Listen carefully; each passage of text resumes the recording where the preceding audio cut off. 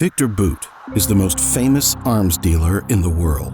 This fact is greatly facilitated by the film Lord of War, starring Nicolas Cage, which skyrocketed Bout's popularity. Despite many scenes in the film being fictitious or embellished, Bout really did do business with the most cruel and bloody people on Earth.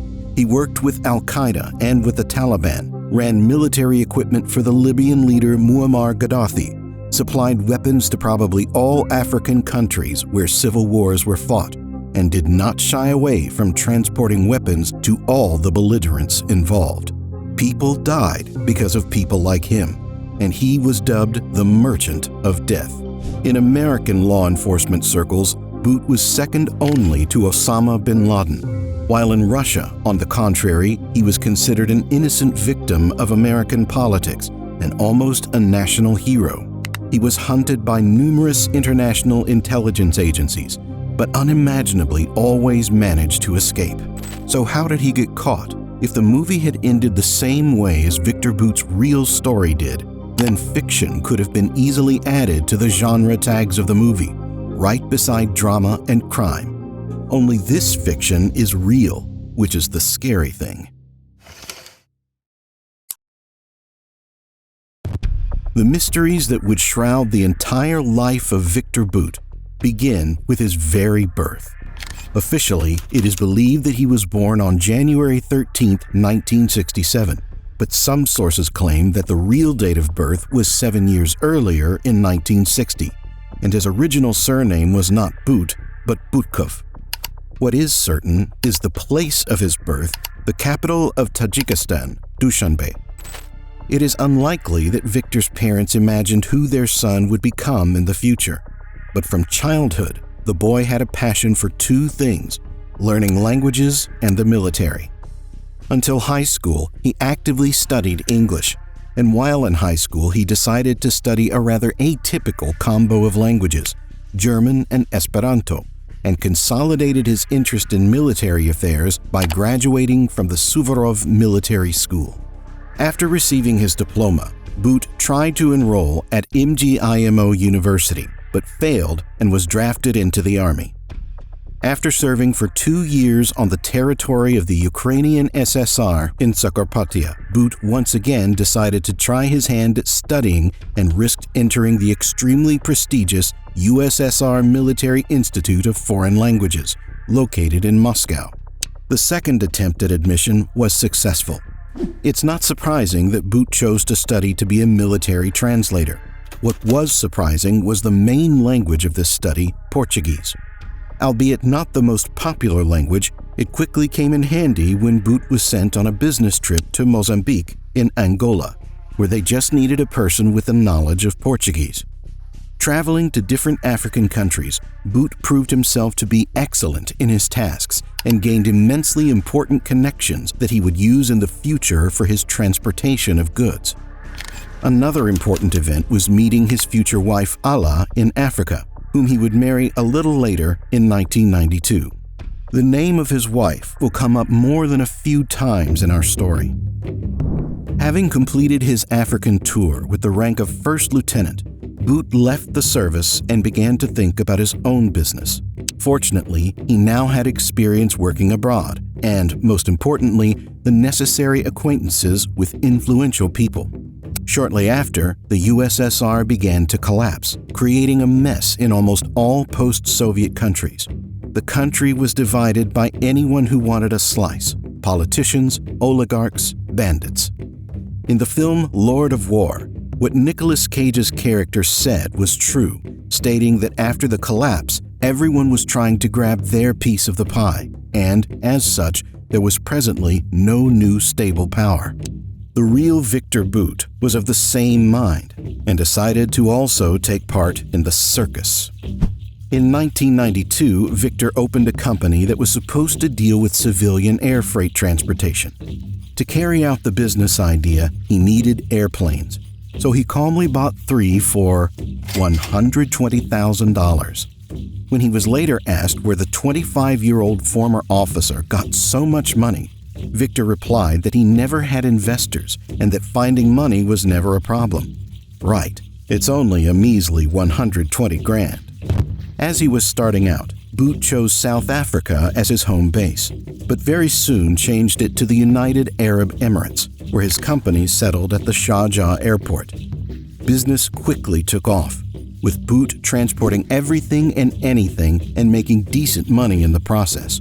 He bought fresh flowers from South Africa, which cost $2, and sent them to the Emirates and Saudi Arabia, where they allegedly cost $100. In one flight, Victor transported 20 tons of flowers.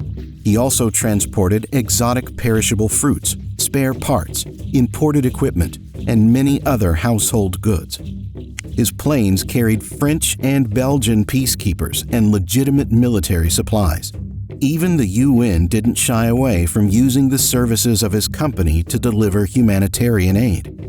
Bout's auto and air fleet was constantly expanding, and his company's employees were becoming more and more numerous. Everything was fine, money flowed like a river, and everyone was happy. But something would soon happen that would cause Victor's activities to gain the attention of the international intelligence agencies. Afghanistan, 1995. A civil war is raging. The Taliban, including many jihadists who fought the Soviet Union in 1989, are rushing towards Kabul. President Rabbani is purchasing weapons. Aerostan, Bout's transportation company, headquartered in the Arab city of Sharjah, volunteers to solve the problem. A huge IL-76 filled with Albanian weapons and ammunition is sent to Afghanistan. It is crewed by 7 Russian pilots. Problems begin over Kandahar. A Taliban plane forces the crew commander to land the IL-76 at the Kandahar airport. The cargo goes to the insurgents. The pilots are taken hostage. A little more than a year later, the pilots are given a chance to escape, and they successfully take advantage of it. They secretly enter the plane, start it, and fly away from the Taliban. The miraculous rescue of the pilots is celebrated throughout Russia. The country is in desperate need of heroes. All newspapers in the world write about the escape from Kandahar, but none of the journalists can track down the owner of the plane, the mysterious businessman from Sharjah. Some call him Viktor Bout, others Viktor Bulakin or Vadim Aminov. There are no photographs of him. There are only vague rumors about connections with the KGB and a transportation empire. Due to this high-profile incident, many intelligence agencies around the world became interested in Bout, and soon stunning facts about the man began to surface. It turned out that transporting flowers and working with the UN, along with the rest of it, were just distractions. In reality, Bout made his money by selling weapons and military equipment, and he did it on such a scale that he was immediately called one of the world's most prolific arms dealers. During the Cold War between the East and the West, both sides pumped out ludicrous quantities of weapons in case a real war broke out. Fortunately, the war never happened, but it did mean that numerous weapons warehouses remained inactive. Of course, another military conflict could have started at any time with any one of the other countries, but few people cared. After the collapse of the USSR, the Soviets and Allied countries had so many weapons that they had more than enough for several military conflicts. There was simply too much of it, which is why it was decided to clean up the warehouses properly, allowing mind-boggling sums of money to be made. Many countries in Asia and Africa needed military-grade weapons for Viktor Bout, a former officer who knew multiple languages, had been on a lengthy business trip in Africa, and had connections with influential people, was perfectly set up to take the role of the one who would transport these weapons. The key word being transport. Victor said that he never purchased or sold the weapons, but simply transported them. Even if this were true, which is hard to believe, it is worth looking at who he was transporting these weapons to. It's quite the list. His first known order was in 1992, delivering weapons for the Northern Alliance fighting the Taliban in Afghanistan. Bout made initial contacts with President Rabbani, and Bout's transport plane began appearing regularly at government-controlled airports, delivering ammunition and small arms from Albania and other Eastern European countries. Although many Mujahideen leaders remained staunchly anti-Russian even after the collapse of the USSR, Rabbani's government took a more pragmatic position and welcomed a businessman who could deliver. Bout personally visited Afghanistan several times, enjoying mountain hunting trips that his hosts arranged for him to establish a good business relationship. Bout's services were vital for Rabbani, as in the early years of his government, he had little ability to purchase military goods from other sources. Having established a partnership with the president of Afghanistan, Bout supplied him weapons for a long time. But eventually, the hunger for money drove the enterprising Victor to impertinently start supplying weapons to the president's direct enemy, the Taliban. In 1995, in Kandahar, precisely at the moment when the 7 pilots were captured by the Taliban, Bout, according to rumors, managed to make a deal with Mullah Omar, the founder of the Taliban, and earned about $50 million by supplying them weapons. It was a partnership that lasted from 1995 to 2001 until American troops entered Afghanistan. Since late 1996, Bout's transport aircraft have regularly flown from Sharjah to airports in Afghanistan, delivering small arms, ammunitions, satellite phones, as well as refrigerators, food, and other commercial goods. But this was just the beginning of much larger operations. The growing international isolation of the Islamic movement due to its reluctance to extradite Osama bin Laden, its poor human rights record, and a host of other factors gradually made Bout an important partner for the Taliban, simply because he was willing to take risks and could deliver on what was needed. Ironically, as Bout strengthened his business ties with the Taliban, he continued to work for the ousted Rabbani government. He continued to transport military supplies all the way until the former president and his army lost their last viable airfield. Thus, Bout, without experiencing any guilt, continued transporting weapons for both sides. He was everyone's friend. He was tolerated as there were no other viable alternatives. Nobody other than Bout could deliver the necessary goods. And he transported everything from rounds to Kalashnikovs to helicopters and even tanks. Even during the most successful years, gun runners had little sway in terms of the war effort. They were content with dealing with metaphoric crumbs of the pie, but not Victor Bout. He could build and topple entire nations, literally. In addition to Afghanistan, Victor loved Africa and worked there using a similar model, transporting weapons for absolutely anyone willing to pay. He transported weapons to militants in Rwanda and violated arms embargoes in Sierra Leone, the Democratic Republic of the Congo, and Algeria, where he sold weapons to both government forces and rebels fighting them. It was the same story as with the Taliban and the president of Afghanistan. Bout, for example, took orders simultaneously from the Angolan government and from the UNITA rebels fighting said government. He could have easily dispatched a plane for Mobutu Sese Seko, the overthrown dictator of Zaire, even though he supplied weapons to the dictator's enemies. Bout did not experience any moral scruples. For him, this was just business. Included in the list of Bout's many clients were also the Colombian guerrillas from the FARC, Libyan dictator Muammar Gaddafi, and that same crazy president from the film Lord of War, the ruler of Liberia, Charles Taylor. This is one part of the film that was true to life. Taylor was indeed incredibly cruel. Thanks to Bout's dealings, civil wars lasted longer, and human losses and destruction massively increased, which was significantly more profitable for him. So how did Bout manage to transport weapons for so long without getting caught? Victor tried to do everything relatively cleanly and quietly, without leaving any traces or attracting unnecessary attention. On paper, he had several airlines in different countries, and the aircraft, according to documents, were constantly transferred from one company to another. Bout constantly changed the names of his companies and forged papers. Nobody could catch him. His business was so well hidden by front companies that even the U.S. government later unwittingly contracted 2 of his companies to supply goods to U.S. troops in Iraq.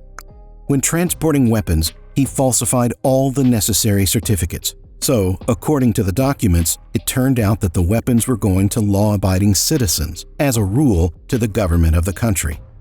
For example, to transport weapons to the rebel army in Angola, which was subject to sanctions on the supply of weapons, Bout took the weapons to Togo, the location of the official customer, according to the papers.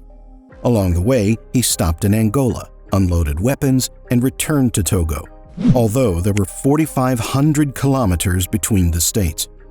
According to the papers, several dozen flights were made to Togo, and a large amount of ammunition and other weapons were received, even though the country was not at war with anyone. But how did Bout's planes fly from Togo to Angola without being detected by radar systems? Simply put, few African countries back then had radars that could detect movement of airborne objects. Thus, Bout calmly flew all around Africa without anyone noticing him, and if he did manage to get caught, he would simply invite them to take part in the profits. He transported frozen chickens, beer, and a plethora of other goods from Europe, and hid AK-47s, cartridges, and other weapons in the boxes. Bout's partner, Richard Shishakli, once admitted that getting around international sanctions is easier than buying a burger at McDonald's. It is worth giving them their due, however. Both Bout and his team were truly professionals and experts in their field.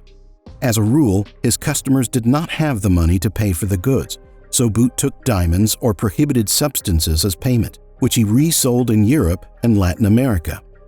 It was assumed that over the 7 years, the businessman laundered about $300 million. But no matter how secretly and cleanly Bout worked, such activities could not remain hidden forever.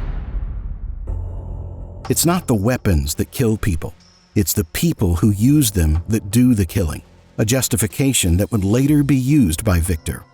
The same people he provided weapons for attacked British soldiers in Africa, so the Minister of State for Africa in Britain's Foreign Office sounded the alarm. It wasn't just the attacks, but the fact that Africans constantly had modern weapons. It was clear that someone was supplying weapons to the African countries, but who?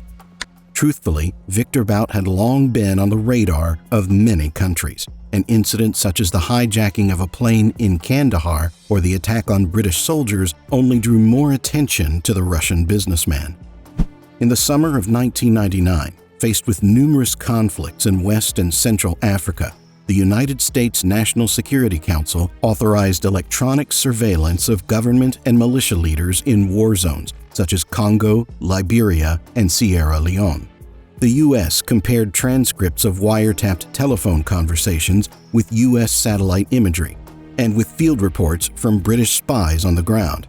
There were a lot of documents, but there was no connection or pattern among them until, finally, astute analysts noticed that every conflict had something in common: Victor Bout.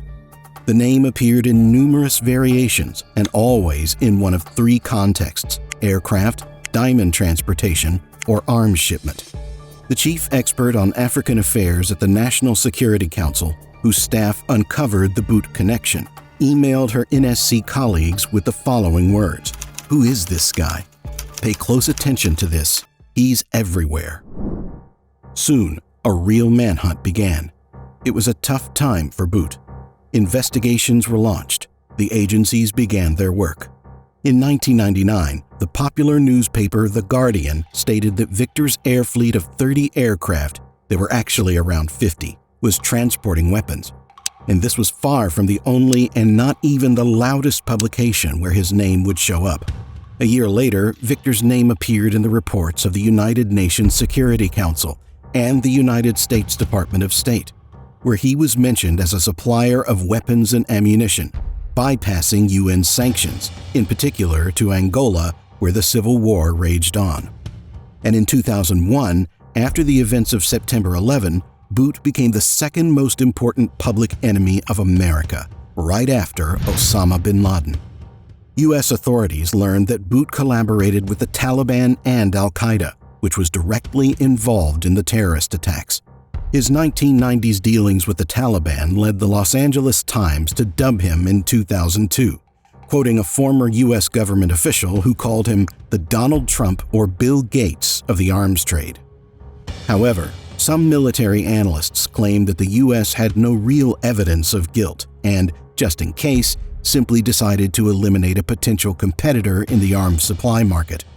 In 2002, Belgium put the Russian on the International Wanted List on suspicion of diamond smuggling and money laundering, and the UN imposed a ban on his movements. By this time, Viktor was already in Russia and understood perfectly well that if he ever left the country, he could have easily not returned. And yet, in 2003, he needed to get to Athens on business, so he secretly flew there on a private jet. The Secret Services picked up that a Russian businessman planned a flight to Greece. They were waiting for him at the airport to arrest him and take him into custody. However, a problem arose. Bout flew to Athens from Moldova, but halfway there, the plane suddenly changed course and disappeared. Appearing again an hour and a half later, the plane landed in Athens, but Viktor was not on the plane. No one knew who exactly told him that an ambush awaited him, but it was clear that Bout had patrons in the Russian government. At the very beginning of his weapons career, they said that they would protect him, and, I must say, they kept their word. But protect him from what? Viktor claimed that in his life he didn't do anything that he could worry about and had to hide. But besides him, few people shared his viewpoint. In 2005, the whole world learned about Viktor Bout when the film Lord of War was released. Bout became the prototype for the main character played by Nicolas Cage. Although many details were changed or made up entirely in the film, the general idea of Bout's actions was preserved, both in the film and reality.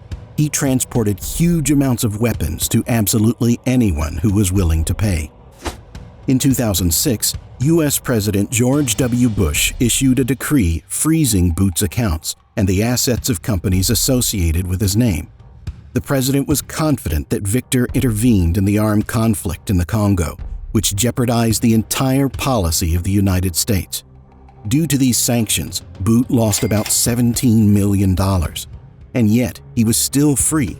And how do you catch a man who almost never leaves his country and has connections at the highest levels of government of said country? By 2007, the Drug Enforcement Administration had developed a plan to lure Bout out of Russia with an arms deal that would be difficult to refuse. And Viktor swallowed the bait, hook, line, and sinker. The operation was incredibly complex, so everything was planned to perfection.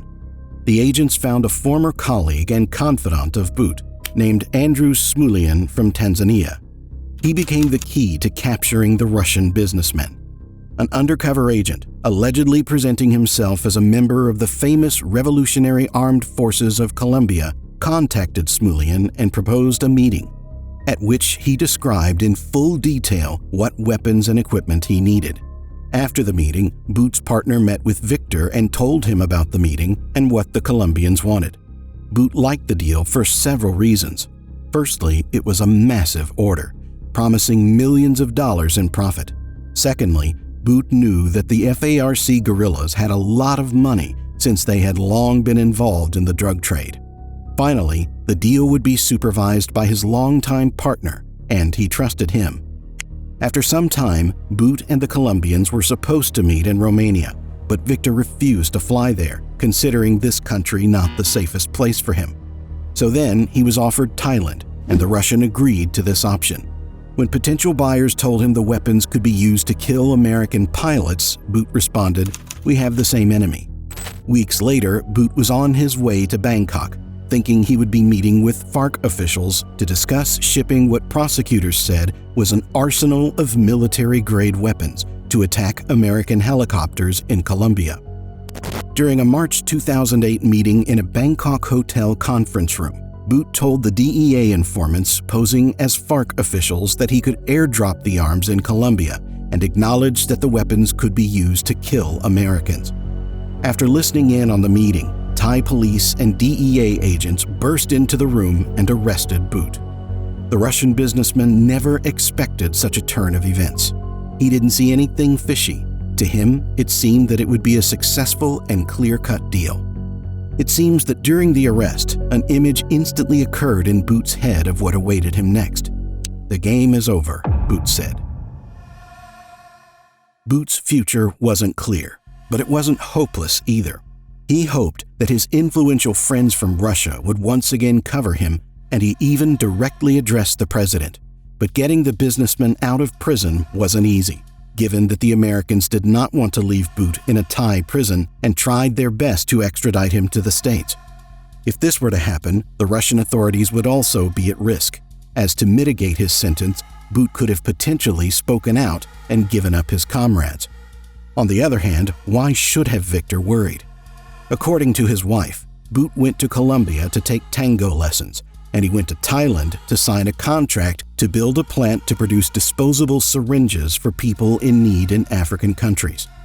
Bout's bodyguard lied in the same vein, stating that they arrived in Thailand to relax and visit several medical facilities.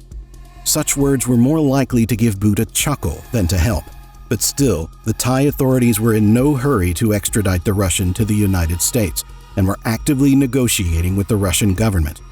The price for his exchange could have been the country's former Prime Minister, Thaksin Shinawatra, who was accused of corruption in his homeland and, according to some sources, often visited Moscow. But Russia negotiated way too slowly and passively and did not take decisive action to return Bout to his homeland. So, as a result, 2.5 years after his arrest, he was extradited to the U.S. America managed to put pressure on Thailand, which had been refusing them all this time. The Russian foreign minister was so outraged that he called it the result of U.S. political pressure and an example of blatant injustice. Now, Bout had to fear not only that he might spend the rest of his life in an American prison, but also that he might be killed. Victor was certainly privy to serious secrets and knew a lot of things that could have destroyed many influential people.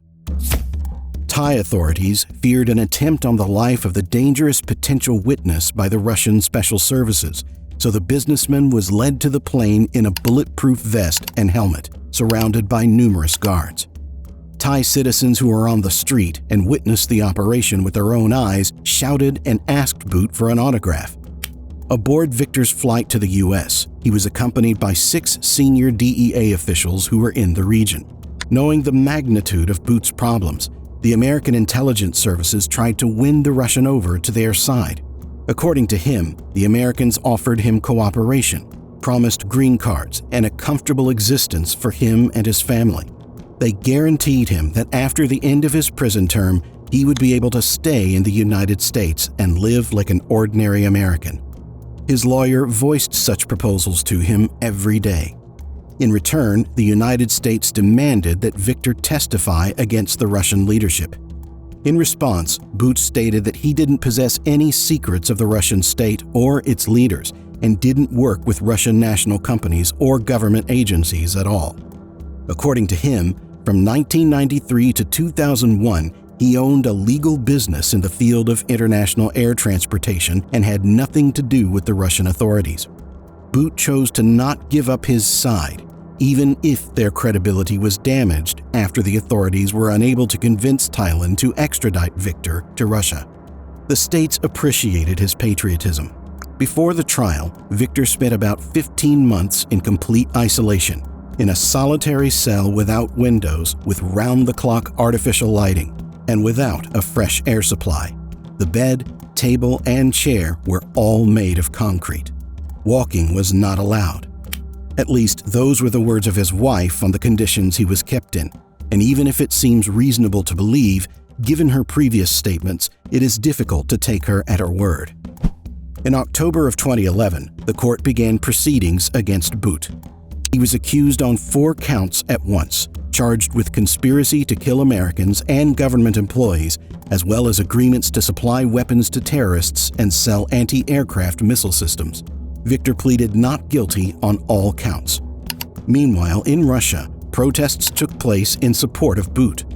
The trade union of Russian citizens held pickets outside the U.S. consulate building, demanding a fair trial. Some of the rallies were supported by the businessman's wife, Alla.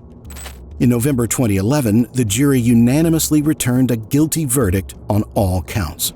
The prosecutor's office insisted on life imprisonment, but in April 2012, the court sentenced the businessman to 25 years in prison.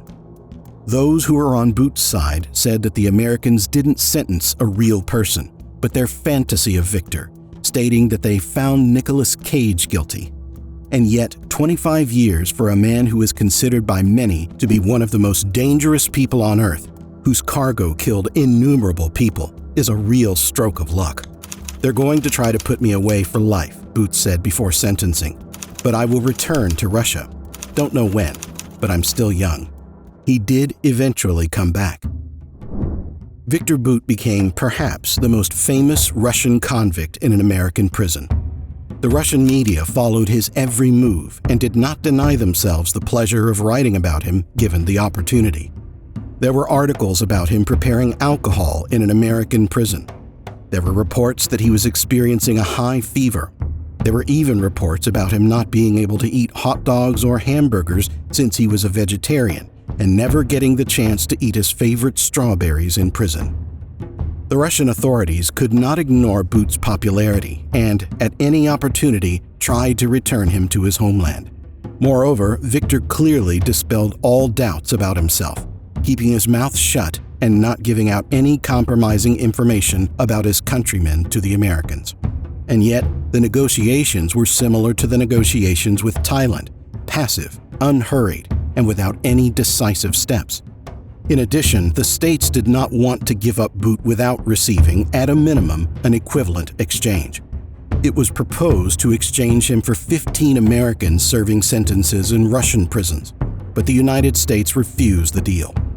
A year later, it was reported that Bout could be released in exchange for Paul Whelan, who was convicted in Russia for espionage, but the deal also broke off. In February of 2022, an American basketball player, Brittany Griner, who had been playing for the Russian club UMMC Ekaterinburg since 2014, was detained at a Moscow airport. Cartridges containing less than a gram of cannabis oil were found in her luggage, and if, while in the States, this would have been a minor violation, in Russia, this could have resulted in a serious prison sentence. Griner justified herself by saying that she bought the oil legally, that she was in a hurry to pack her things and simply did not check her luggage, and that it was prescribed as part of the treatment of chronic pain and other conditions, but no one listened to her. About a third of such cases in Russia ended in suspended sentences, and the most severe sentences did not exceed 5 years. But it was obvious that the Russian government had its own plans for Griner. Formally, she became a hostage. At the trial, she was convicted to the fullest extent of the law. The basketball player was sentenced to 9 years in prison. She became an ideal target for exchange for Viktor Bout, who is now needed by the Russian authorities more than ever. But why now? The war in Ukraine showed that Russia was far from doing well in terms of its weapons, and Bout was exactly the person who could take care of that.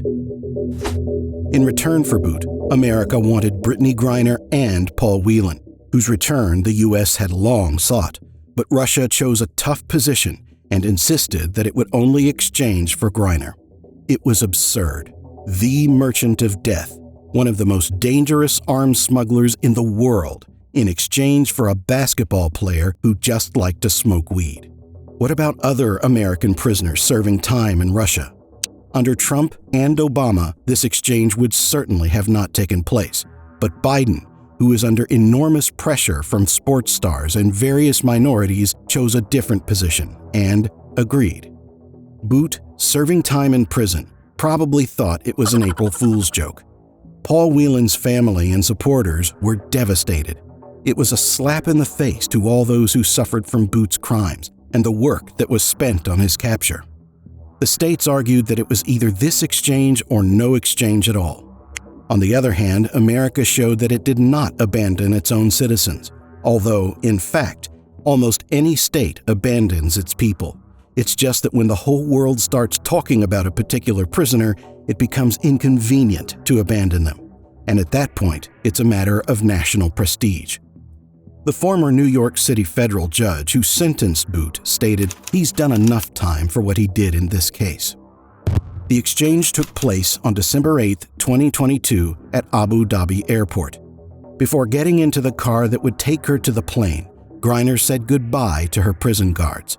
When leaving the prison, one of the wardens asked if Griner was planning on coming back, to which the basketball player nodded to get the warden to screw off. But then the warden added, "Come back anytime." It looked like a joke, or rather like George Orwell's most famous novel.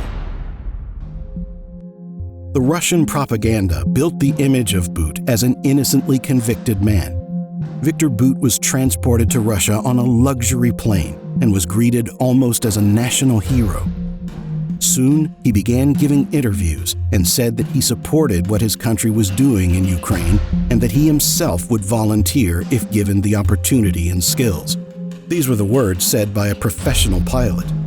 His answer is understandable, however, as being a political figure is much more profitable and safer.